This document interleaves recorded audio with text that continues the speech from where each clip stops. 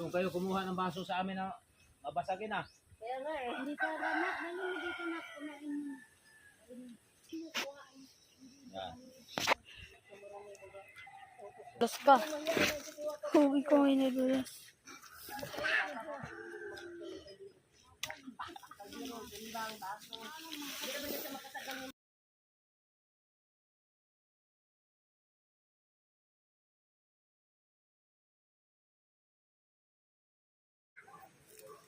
Hello.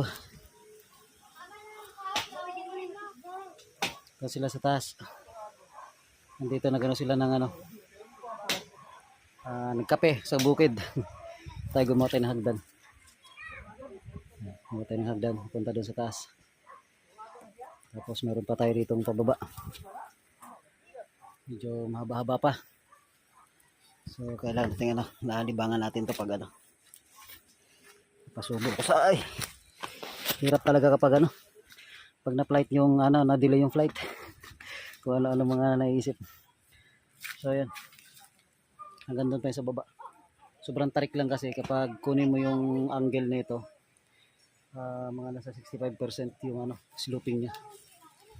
So kung ito yung pagbasihan natin, ito yung tumbok, ito yung level. Yan, doon na taas, kaganon pa yan. Yan. Yan. So matarik. Napangkanabangan na rin namin dito yung ibang tanim dito, yung mangga. Ito mangga. Ito nagpasadya ako ng tanim ng mga rito, ng guyabano, mangga, papaya, tanglad. Hindi pa naman ganun karami pero avocado importante kasi sa akin ang avocado gawa nga ng low carb tayo. So hindi kasi ako kumakain ng kanin na. So almost 6 months na. So far so good. Napaka-light ng pakiramdam pag naka-low carb ka, walang kanin. No sweets, walang sugar, any kind ng flour, walang kanin. So talaga napaka-light lang. So sa magtatanong kung paano ako kumakain na, kasi ang ko na lang 5 months ago, ang timbang ko is umabot ako ng 82.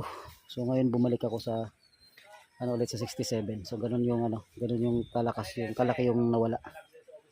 Okay, para na akong pato nung nakaraang pag naglakad. So inagapan natin yung dahil ang hirap talagang kumilos, lalo pa trabaho natin laging on the go. So meron na rin kaming rito, kubo. Ang sukat nito is 3 meters by 5. So meron